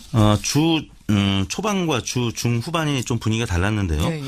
추미애 대표의 머리 자르기 발언에 대한 국민의당의 국회 보이콧 등 거센 반발이 있었고 또 송영무 조대 후보자를 둘러싼 야3당 공세가 이어졌던 주 후반에는 소폭 지지율이 떨어지는 양상을 나타내서 더 오를 수 있었는데 또 여의도 정가 소식 때문에 상승폭이 크지는 않았던 것 같습니다. 전국에 발목 잡힌 거군요. 대통령 지지율 더 오를 수 있었는데. 그래요. 뭐 특별히 또 주목할 부분이 있나요? 이 지지율에서? 일간으로 보면은 75.6%로 월요일 날 시작을 했었는데요. 오바마 전 미 대통령이 월요일 날 문재인 대통령과 면담을 했었죠. 출발은 산뜻했습니다. 그리고 화요일 날은 70.4%로 올랐고 수요일 77.1, 목요일 77.2 횡보하다가 말씀드린 대로 여의도 정가에 부정적인 소식이 전해지면서 금요일 날은 75.9%로 하락한 것으로 나타났습니다. 일간 집계는 그렇습니다. 이번에는 정당 지지도 가보겠습니다. 조금 전에 국민의당 인터뷰를 하는 동안에도 문자가 정말 많이 들어왔어요. 임채승님은 아니 국민의당이 뭐 할 말이 그렇게 많다고요. 입이 100만 이분은 100개도 아니고 100만 개여도 숨지기고 있어야 됩니다. 그래도 모자른 판에 유영대님도 비슷한 말씀 하셨어요. 게다가 저 청취자 전화도 하나 왔네요. 삐쳐서 화난다고 일을 안 하면 됩니까? 추경 같은 거 해야 될 건 해야죠. 회사에서도 그렇게 일 안 합니다. 이렇게 전화 주신 분도 계시고. 반면에 1302님은 민주당에서는 아예 말을 하지 말아야 정상입니다. 왜냐고요? 민주당도 검찰에다가 맡겨야지 뭘 자꾸 협치를 방해하는 이런 행동을 하느냐 이런 문자도 오고 있는데 정당 지지율 어떻게 변했습니까? 네, 민주당이 53.4%, 지난주와 큰 변화가 없었고요. 자유한국당이 16.2%, 지난주 대비 0.3%포인트 올랐습니다. 바른정당이 6.6%로 모처럼 3위로 오차 범위 내에서 올라섰고요. 그다음에 정의당이 6.2%, 국민의당이 5.1%로 하락세는 멈췄는데 아무튼 최하위, 최저치를 계속 이어갔는데요. 국민의당은 제보 조작 단독 범행에 대한 당 진상조사 결과가 발표된 월요일 이후에 한 이틀 후에는 4.5%까지 수요일 날 떨어졌는데요. 추미애 민주당 대표의 머리 자르기 발언이 있은 다음부터는 소폭 반등을 해서 5.1%로 마감이 됐습니다. 여전히 최하위입니다. 정의당, 바른정당보다 낮은 5.1 기록하고 있는데 다만 지난주에도 5.1. 더 떨어지는 것만 지금 살짝 멈춘 상태. 일간으로는 4.5%까지 떨어졌다가 다시 머리 자르기 발언 때문에 좀 반등하는. 근데 이게 지금 어제의 그 구속영장 청구는 안 들어간 거잖아요. 그렇죠. 반영이 안 된 거기 때문에 지금 어떻게 됐을지 구속영장 청구가 또 어떤 결과를 만들어낼지는 조금 더 봐야 될 것 같습니다. 이번 주간 집계는 7월 3일부터 7일 금요일까지 5일 동안 전국 19세 이상 유권자 47,395명의 통화를 시도해서 최종 2,518명의 응답을 알렸고요. 5.3%의 응답률이었습니다. 조사 방법은 같았고요. 표본 오차는 95% 신뢰 수준에서 플러스 마이너스 2%포인트였고 자세한 내용은 중앙선거 여론조사 심의위원회 홈페이지를 참조하시면 되겠습니다. 그래요. 문재인 대통령 지난주 75.3에서 76.6 이건 이 정도면 많이 오른 거 아닌가요? 문자들도 지금 들어오는데. 사실은 올랐죠. 지난주부터 2주 연속으로 상승하는 겁니다. 다만 더 많이 오를 수도 있었다. 이 부분을 지적한 거고요. 여러분의 의견도 고맙습니다. 그리고 이택스 대표 지금도 비 많이 와요 밖에? 제가 올 때까지는 좀 많이 오는 편이었습니다. 잘 뚫고 가시기 바랍니다. 수고하셨습니다. 네, 감사합니다. 자, 이택수 대표가 나가시자마자 그 자리에 변상욱 대기자 어서 오십시오. 안녕하십니까. 예. 변상욱 대기자도 막 비 쏙 뚫고 오셨어요. 네, 그렇습니다. 비가 많이 옵니까 밖에? 폭우처럼 내리다 갑자기 뚝 끊기다 또 살살 내리다 또 확 쏟아붓다 막 정신이 없네요. 그래요. 예. 자, 이런 장마철에 우리가 기자수첩에선 어떤 이야기를 좀 해볼까요? 예, 탈원전 이야기입니다. 문재인 대통령의 대선 핵심 공약이죠. 지난번에 대통령이 값싼 발전 단가를 최고로 여겼고 국민의 생명과 안전은 후순위였다. 탈핵 의지를 밝힌 겁니다. 예. 원전의 문제점을 얘기하시면서 이 탈핵 정책에 대해서 절대 지지도 있지만 저항도 만만치 않습니다. 예. 찬반 논쟁이 이제 진행되는데 그러나 찬반 논쟁을 벌일 때 제대로 된 정보와 자료를 근거로 국민들이 납득해 가면서 찬반 토론이 이제 진행되는 게 중요하죠. 물론이죠. 그래서 오보와 오해 편견들을 정리해 보겠습니다. 그러니까 미국 환경단체까지 나서서 탈원전하라가 아니라 탈원전을 반대한다라고 의견을 냈다. 저희 이 보도를 봤거든요. 예. 깜짝 놀래 잘못 읽은 줄 알았어요. 환경단체가 나서서 탈원전을 반대한다. 이게 무슨 얘기입니까? 미국의 환경발전 Environment Progress라는 단체인데 예. 회원들 명의로 대통령한테 편지를 보냈어요. 간단히 이야기하면 이런 겁니다. 핵 에너지는 값도 싸고 걱정보다 훨씬 안전하고 지구촌 곳곳에 원자력 발전소를 많이 세우며 계속 발전시켜 나가는 게 좋다. 왜냐하면 석탄을 떼면 이산화탄소가 배출돼서 대기가 오염되는데 예. 핵 에너지는 그런 게 아니지 않냐. 친환경적인 에너지다. 어허. 그리고 프랑스, 미국이 원전 건설 사업에서 손을 뗐다. 그러니까 한국이 여기서 돈을 벌어라. 안 그러면 러시아하고 중국이 돈을 다 가져갈 거다. 더군다나 한국은 원전을 싸게 빨리 잘 짓잖냐. 아니 지금 이게 그 원전 산업을 찬양하는 것이지. 예, 환경단체의 반대하는 주장입니다. 게 아닌 건데. 예. 그리고 원전 산업 없으면 한국의 일자리도 줄어든다. 뭐 이런 얘기입니다. 어허. 친절하게. 이들의 주장을 가장 먼저 보도한 게 TV조선입니다. TV조선이요. 예, TV조선은 탈원전은 안 된다고 계속 지금 요구하고 있죠. 갈 길이 먼 풍력발전 효율성도 의문이다. 그다음 뉴스가 이제 미 환경단체도 탈원전을 재고해달라고 요청했다. 예. 새로 앵커가 되신 전원책 변호사가 이 뉴스를 소개했습니다만. 자, 저기까지 듣고 나니까 저는 궁금해집니다. 여기 진짜 환경단체 맞아요? 이 단체에 참가하고 있는 외국 학자들을 쭉 보시면요. 예. 환경단체라기보다는 친핵, 친원전 단체라고 분류하는 게 맞습니다. 어떤 사람들이 대표가 쉘렌버그라고 하는 사람인데 이 사람은 2013년 월스트리트 저널에 예. 친환경으로 가고 싶은가? 그렇다면 원자력으로. 이렇게 글을 쓰면서 적극적인 사람인데요? 친핵 활동을 하는 인물이고요. 그다음에 리처드 로즈라는 사람도 아주 여기서는 거물인데 예. 퓰리처상 수상 경력이 있다고 하죠. 이 사람은 옛날에 책을 냈는데 원자폭탄 만들기 1, 원자폭탄 만들기 2, 수소폭탄 만들기 이런 저서가 있습니다. 그리고 이제 뉴스위크에서 주로 활동을 맨 처음에 했는데 예. 그다음에 플레이보이에서도 활동했고 리더스 다이제스트에서도 활동했고 그러니까 성격상으로 보면 우익 정치인이면서 우익 저널리스트예요. 그래요. 예, 그런 그래요? 특징이 있습니다. 아무튼 이 단체는 원전을 계속해서 많이 짓자. 핵 에너지를 보호하고 발전시켜야 된다는 변함없는 주장을 내놓고 있고요. 아니 근데 어떻게 환경단체라고 해가지고 근데 언론 보도가 된 겁니까? 그러니까 이게 값싼 에너지를 계속 발전시키자. 석탄을 떼지 말자. 그래서 환경을 좋게 하자라고 어쨌든 얘기하니까 그것도 환경단체 아니냐 뭐 이런 셈이 된 건데. 그렇게 해서 이제 환경단체도 탈원전에 반대한다 그렇죠. 이런 제목이 나오거든요. 언론이 친핵단체와 환경단체를 글쎄요. 구분 없이 그냥 환경단체로 받아주는 것 자체가 좀 문제가 있는 것 같습니다. 또 이 사람들은 핵 폐기물이 나오긴 나오는데 양으로 조금 나오고 안전하다고 처리를 잘할 수 있다 이렇게 주장을 하죠. 핵 폐기물이 안전하고 별거 아니다. 근데 우리가 당장 후쿠시마 때만 생각해도 재앙 수준 아니에요. 그렇죠. 별거 아닌 거 아니잖아요. 사고가 나면 치명적인 거고 핵 폐기물은 영구적으로 위험하죠. 그럼요. 핵발전소 폐기하는 데만 한 엄청난 돈이 들어간다는 건 아마 대충 짐작하실 거고 원전 하나 폐로시키는데 20년을 고생을 해야 되는 거죠. 풍력 태양광 이런 걸 비웃긴 합니다만은 지금 대한민국이 지향하는 탈원전 정책은 풍력, 태양광 거기에다 수력발전, 지열, 폐기물 에너지 그리고 석탄이 아니라 LNG 쪽으로 자꾸 이제 잘 분배를 해서 전기의 생산을 줄이지 않고 가는 방향으로 지금 방향을 틀고 있는 거죠. 자, 그래서 환경단체가 탈원전에 반대했다라는 건 우리가 오해할 소지가 많은 기사였다. 이게 첫 번째였고 우리나라의 공학 교수들 중심으로 탈원전 추진에 반대한다는 성명도 나왔던데 이건 어떻습니까? 이분들은 이제 대통령 말 한마디에 어떻게 원전 정책이 스톱되냐. 전문가들하고 협의해서 신중히 하셔야 된다. 이렇게 주장을 하는 거고요. 예. 또 반대쪽에서 교수들이 또 성명을 내세요. 그 사람들은 원자력 산업하고 이해관계가 얽혀 있는 사람들인데 그 사람들 얘기를 물을 수는 없지 않냐. 그다음에 너무 전문가를 무시하는 거 아니냐라고 하는 것이 이제 정책에 반대하는 교수들인데. 요게 지금 제일 많이 나온 얘기예요. 전문가 무시하고 여론만으로 지금 탈원전 추진하는 거 아니냐. 요거에 대해서는 팩트 확인해 보셨습니까? 네. 지금 탈핵을 추진하는 방식은 공론조사 방식입니다. 그러니까 여론조사를 물어서 하는 게 아니고요. 공론조사는 시민들 배심원단 그리고 전문가 패널 그다음에 이 둘을 조정하는 퍼실리에이터라고 흔히 얘기하죠.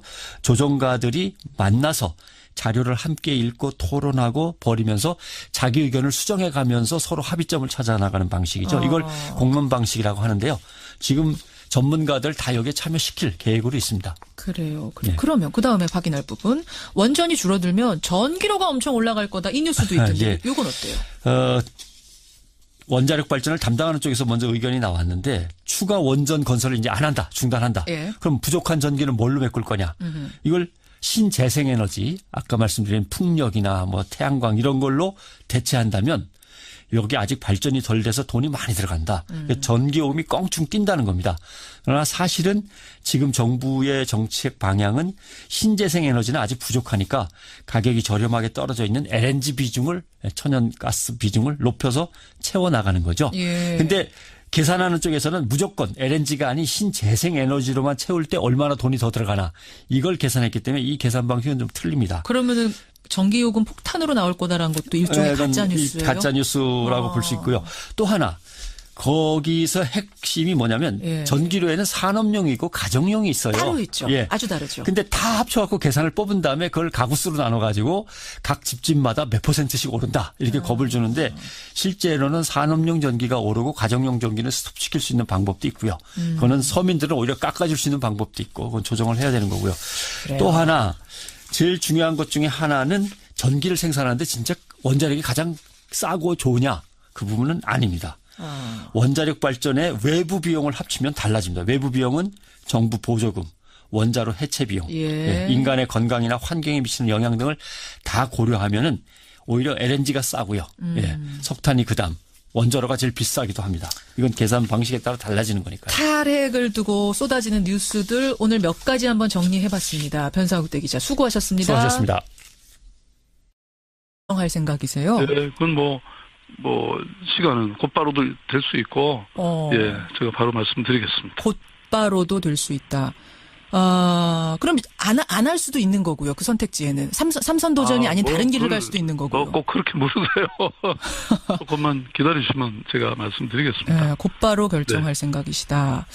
뭐 시민들의 말을 바탕으로 해서 결정하시겠습니다만 이제 이런 얘기는 있습니다. 지난 대선에서 당내 기반의 중요성을 누구보다 절감했던 분이 박원순 시장이시기 때문에 시장보다는 재보선에 출마해서 국회의원으로 어떤 활동 영역을 좀 넓혀볼 수 있지 않겠느냐 이런 조언들도 주변에서 받으신다면서요.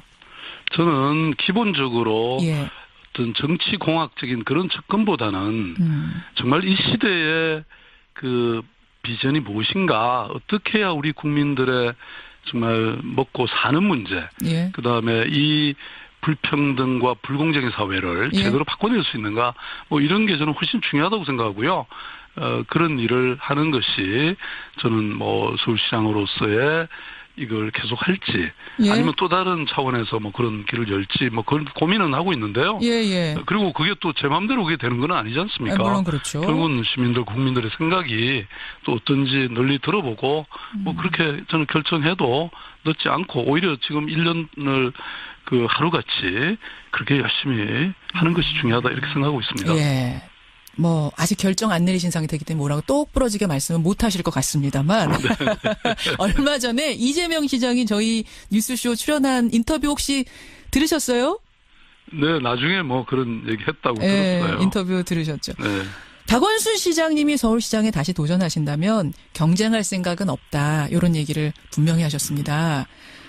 이재명 시장님이 지금 뉴스쇼 듣고 계실 거예요. 뭔가 답가랄까요? 한 말씀 하신다면?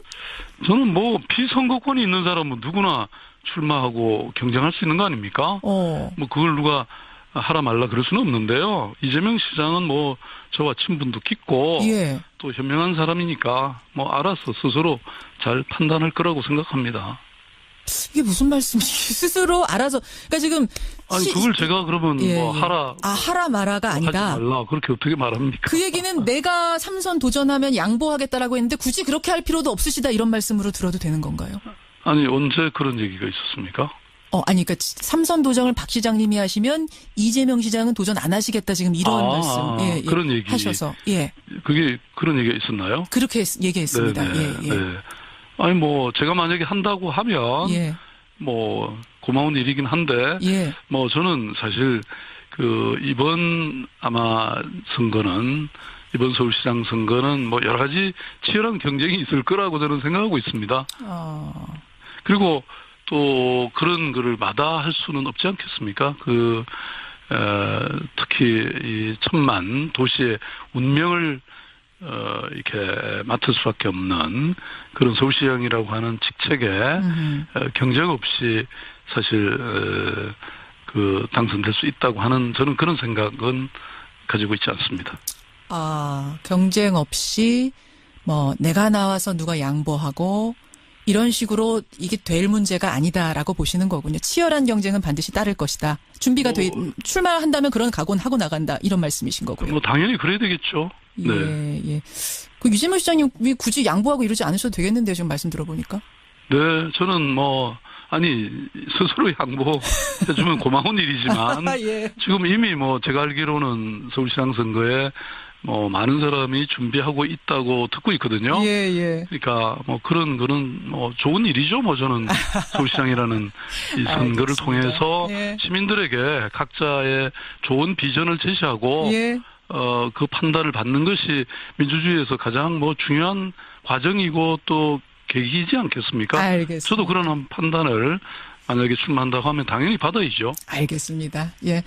오늘까지 말씀 듣도록 하고요. 또 귀한 시간 마련하죠. 고맙습니다. 네, 감사합니다. 서울시 박원순 시장이었습니다.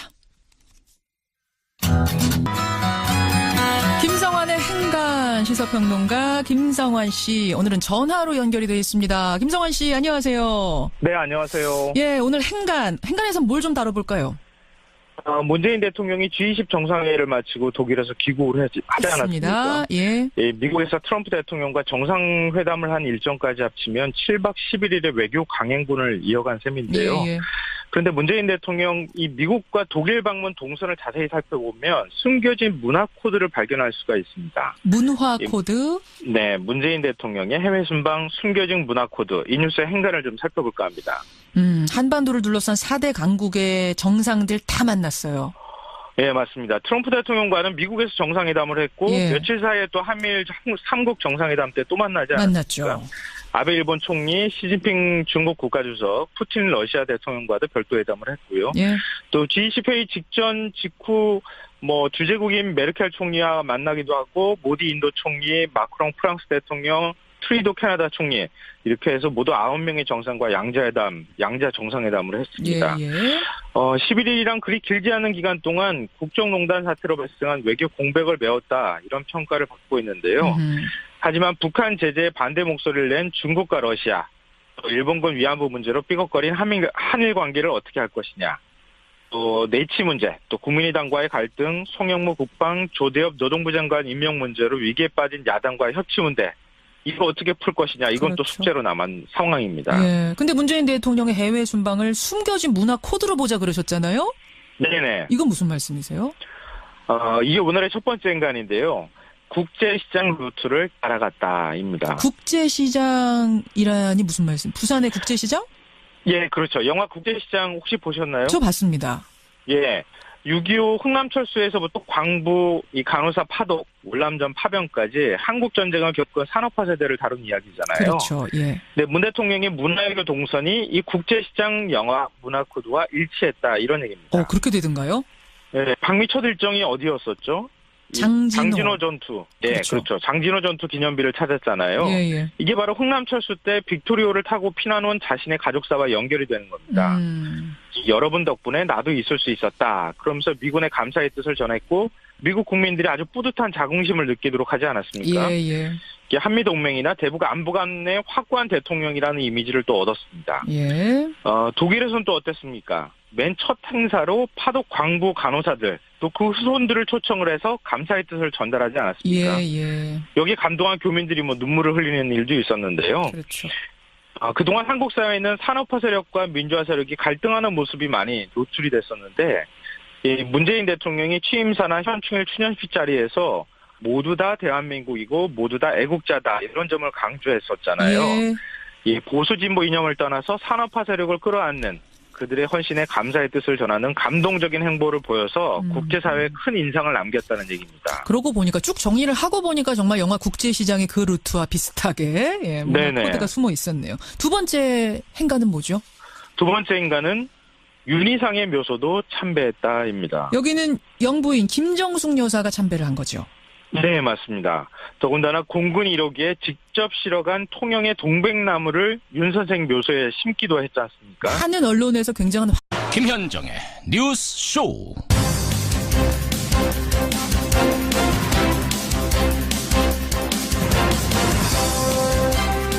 갈 때는 북한 때문에, 돌아올 때는 전국 때문에 문재인 대통령의 발걸음은 오갈 때 모두 무거워 보입니다. 애청자 여러분 안녕하십니까.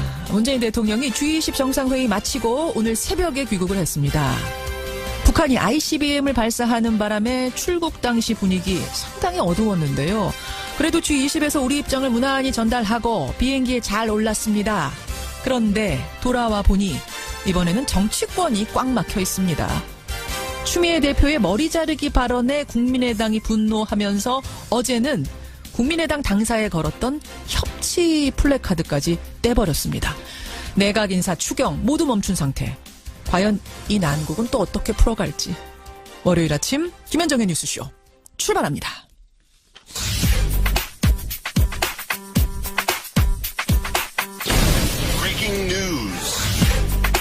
김현정의 뉴스쇼가 주목한 오늘의 포인트 권민철 기자 나와 있습니다. 어서 오세요, 권 기자. 안녕하세요. 주말 동안에 폭우가 내렸어요. 네, 가뭄은 해결이 됐지만 이 토사 유출, 땅꺼짐 사고가 곳곳에서 일어났습니다. 예. 간밤에 이 수도권 폭우는 이 새벽에 잠시 주춤했지만 서해에서 비구름이 다시 지금 몰려오고 있습니다. 오늘 하루 전국적으로 비가 이어지겠습니다. 예. 경기 강원, 충청 북부 지역에는 이 호우특보가 발효가 될 것 같고요. 국지적으로 시간당 30mm 이상의 폭우가 쏟아질 걸로 예보가 됐습니다. 수도권과 영서 지방은 최고 150mm. 이게 이제 내일까지 더 내리겠다. 내일까지. 이게 이제 기상청 예보인데요. 비는 내일 낮부터 그친다고 합니다. 산사태, 침수 피해 여러분 각별히 대비를 하셔야겠습니다. 다음 포인트 가죠. 정상 외교가 남긴 과제 봅니다. G20 정상회의 마치긴 했는데 사실 북한 문제에 대한 해법은 여전히 오리무중이에요. 네, 오늘 아침 유엔 주재 미국 대사가 강력한 대북 제재를 밀어붙이겠다 이렇게 밝혔습니다. 그렇죠. G20 회의 때에도 확인됐지만 미국 일본은 차원이 다른 북한의 압박 이걸 원하고 있습니다. 그래서 나오는 게 원유 공급 중단이죠. 하지만 중국 러시아가 이 원유 파이프라인 밸브까지 잠그는 데는 쉽게 동의할 것 같지가 않습니다. 그렇죠.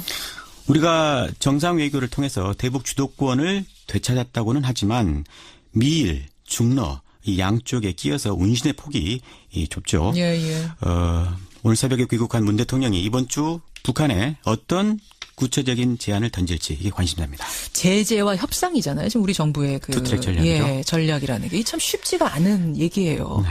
다음 포인트 보죠. 교차로 예산 국회 보겠습니다. 북한 문제도 북한 문제지만 지금 꽉 막힌 전국 보통 일이 아닙니다. 네, 오늘이 이 청와대가 국회에 송영무 조대엽 후보자 청문을 처리해달라 이렇게 제시한 두 번째 시한입니다. 예. 강경화 장관의 임명 전례를 보면 시한 다음 날인 내일 임명을 강행할 가능성이 없지가 않습니다. 하지만 여당이 정한 이 추경 심사 마지노선도 모레거든요. 그렇죠. 이 추경과 인사정국 사이에서 대통령이 어떤 결정을 내릴지도 포인트입니다. 여기에 국민의당 이 재보조력 사건을 놓고 추미애 대표와 국민의당 이 신경전을 벌이겠는데 예. 이 또한 변수가 되겠습니다.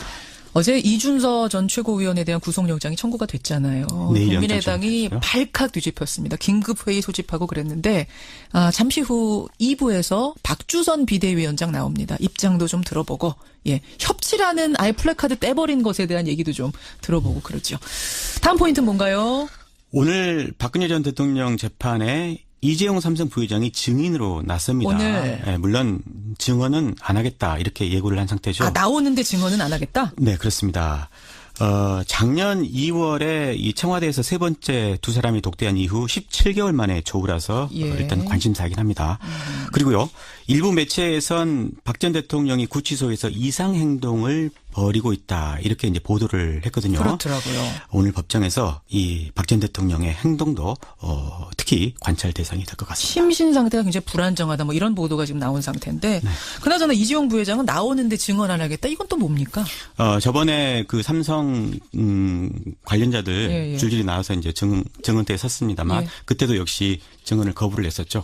그 전략의 어떤 연장선상으로 보면 될 것 같습니다. 여기까지 보죠. 권민철 기자 수고하셨습니다. 고맙습니다.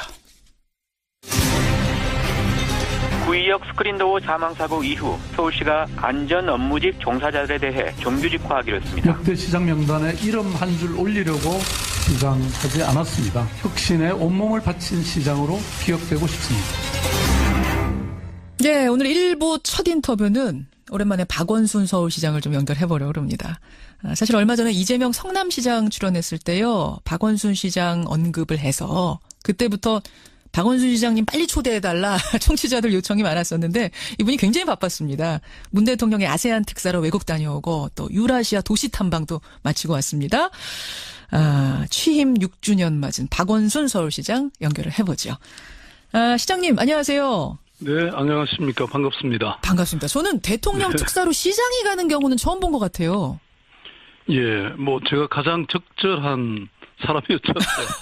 스스로 또 적절. 그게 아니라 그동안 그 아세안 국가들과의 뭐 도시 외교나 또 그 정상들을 여러 차례 제가 만났고 뭐 그랬던 인연이 있죠. 그래서 아세안 특사 다녀오시고 유라시아 도시까지 다녀오셨어요. 네, 그렇습니다. 그 러시아하고 우즈베키스탄 다녀왔는데요. 이 아세안 유라시아 지역이라는 곳이 어찌 보면 한반도의 비핵화 그리고 평화 정착을 위한 전략적인 협력 요충지라고 저는 보거든요. 또 동시에 지금 우리 한국 경제 굉장히 침체되고 있지 않습니까? 그렇죠. 네, 이 돌파구를 마련할 수 있는 기회의 땅이다. 저는 이렇게 생각이 되는데요. 그런데 이명박 박근혜 정부 시절은 너무 사강 중심의 외교가 이루어지다 보니까 이 나라들과는 적극적인 교류가 없었습니다. 그래서 이번에 제가 대통령 특사로 가면서 이 대한민국이 이제 사강 중심의 외교를 좀 다변화하고 있다 이런 메시지를 확실히 전달했고요. 그리고 또 실제로 이런 나라들이 베트남이라든지 우즈베키스탄 뭐 이런 나라들이 정말 저도 엄청난 환대를 받았는데요. 그만큼 대한민국과 서울시로부터 이런 정책을 배우겠다 이런 열의도 참 대단했습니다. 이걸 잘 활용해야죠, 우리가. 그렇죠. 아세안 나라들에서는 이제 환대받고 여러 가지 소통의 채널들 마련하셨고 러시아 가서는 북방 뉴딜 개념을 제시하면서 유라시아 철도 연결이 중요하다 이걸 강조하고 오셨더라고요. 예, 뭐 저는 북한을 향해서 이렇게 앞문이 굳게 닫혀 있으면 뒷문이라도 우리가 열어야 되는 게 아니냐. 그러니까 지금 남북 관계가 경색되고 이런 적대 관계가 계속 악화될수록 오히려 저는 이런 중국이나 러시아라고 하는 동북아라는 큰 틀에서 우리가 기회를 찾고 또 뭔가 변화를 만들어내는 저는 이 한반도 피턴 플랜이라고 얘기하고 있는데요. 이런 게 필요하다. 그리고 그 핵심은 바로 유라시아 철도 연결이라고 보거든요. 이게 서울역을 출발점으로 해서 시베리아 횡단철도나 중국 횡단철도가 연결되고 그렇게 되면 사람과 물류가 오가게 되잖아요. 그러니까 북한을 뚫고 가는 거죠. 통과해서 가는 거죠. 그렇죠. 그래서 이렇게 저는 그 철도가 연결되면 그 과정에서 정말 새로운 문명이 탄생하거든요. 그래서 이렇게 되면 동시에 또 동북아 안보라든지 이런 경제의 불확실성도 타개할 수 있고 동시에 평화와 공용의 돌파구 마련될 수 있죠. 굉장히 좋은 뻔한 길을 안 가는 이유가 뭔지 모르겠습니다. 좋은 제안인데 문제는 지금 북한 아니겠습니까? ICM이다 북핵이다 지금 갈등이 심상치가 않은 국면. 앞에서 들으셨겠지만 원유 공급을 중단해야 된다라고 지금 미국, 일본이 얘기까지 하고 있는 이 상황에서 이 구상이라는 게 조금 이상적인 거 아닌가? 너무 이른 거 아닌가? 오히려 그래서 제가 방금 말씀드린 것처럼 앞문이 그렇게 닫혀 있는 거죠. 뒷문이라도 열 수 있다는 겁니다. 그게 바로 중국과 러시아, 특히 러시아라고 하는 우리가 그동안은 사실 러시아의 관계를 조금 소홀히 했던 게 사실입니다. 예. 그래서 북방 외교, 북방 뉴딜이 더욱 의미가 있다는 것이죠. 알겠습니다. 제가 피턴이라는 것도 그런 거잖아요. 바로 직진이나 이게 안 되면 피턴을 해서 뭔가 상황을 타개할 수 있다 이런 것이죠. 그게 외교의 힘 아닙니까? 알겠습니다. 문재인 대통령도 대화와 제재를 동시에 하자 아마 그런 의미에서 유라시아 철도 같은 게 유효할 수 있다라는 믿음을 가지고 계신 것 같아요. 그래서 아마 9월에 열리는 푸틴 대통령이 주도하는 그 블라디보스톡의 이 동방 경제 포럼이라는 곳에 문재인 대통령께서 아마 참여하시는 것으로 이렇게 결정한 걸로 알고 있습니다. 그래요. 그나저나 박원순 시장님, 지금 유라시아 철도 말씀도 하셨습니다만 임기가 이제 1년밖에 안 남은 상황이라 가장 중점을 둬서 추진할 것에 포인트를 찍어서 아마 매진하셔야 될 것 같아요. 어떤 걸 생각하세요? 1년이면 사실 적지 않은 세월입니다, 아직. 저는 그동안 그 사람 특별시, 서울시를 이렇게 만들겠다. 이렇게 쭉 말씀해왔기 때문에 앞으로도 저는 그쪽에 집중할 생각인데요. 그것은 도시의 중심축이 이제 성장과 개발이라는 곳에서 사람 중심으로 이동한 그런 전환기였다 저는 이렇게 보거든요. 그래서 크게 말씀드리면 우리가 그동안 이 어떤 근본적인 변화가 이 하루아침에 완전히 쓸어내고 다시 짓는 이런 뉴타운이나 재개발 대신에 저는 사람이 이렇게 쫓겨나는 일 없이 함께 살아갈 수 있는 그런 도시 재생이나 마을 공동체로 바꿨고요. 그다음에 그동안 20조에 이르던 채무는 12조대로 줄여가지고 그걸 복지로 2배를 늘렸거든요. 그래가지고 공공임대주택을 지금 거의 용산의 가구수가 26만 명인데 26만 세대가 만들어졌습니다. 국공립 임대주택이. 그다음에 국공립 어린이집도 지금 1000개가 더 돌파가 됐고요. 이렇게 저는 시민의 어떤 삶의 질을 구체적으로 변화시키는 일을 해왔는데 그걸 제대로 해서 완성해야 되겠죠. 사람 중심의 도시. 아마 지금 비정규직의 정규직 전환, 서울시 유관기관들 그것도 아마 그 선상에서 지금 정책을 발표하신 게 아닌가 싶은데요. 근데 시장님, 지금 1년이 짧지 않다 그러셨잖아요. 근데 사람 중심으로 정말 제대로 된 도시 완성하려면 제가 볼 땐 짧아요. 제가 무슨 질문하려고 하는지 아마 아실 거예요. 요즘 하도 많이 받아봐가지고요. 요즘 어디 가나 제일 많이 들으시는 질문. 서울시장 3선 도전하십니까? 글쎄 말입니다. 그래서 저는 지금까지 진짜 뭐가 되겠다고 이렇게 하기보다는 무엇을 할 것인가 그 사명에 대해서 늘 고민하는 그런 삶을 살아왔습니다. 그래서 지금 3선이 아니냐 이런 단순한 프레임을 넘어가지고 이 지금 큰 시대의 전환기잖아요. 여기서 제가 무엇을 하는 것이 적절한가. 그래서 주변의 시민들이나 또 많은 분들이 얘기를 듣고 있고요. 제가 결정하는 대로 곧바로 말씀드리겠습니다. 언제쯤 결정?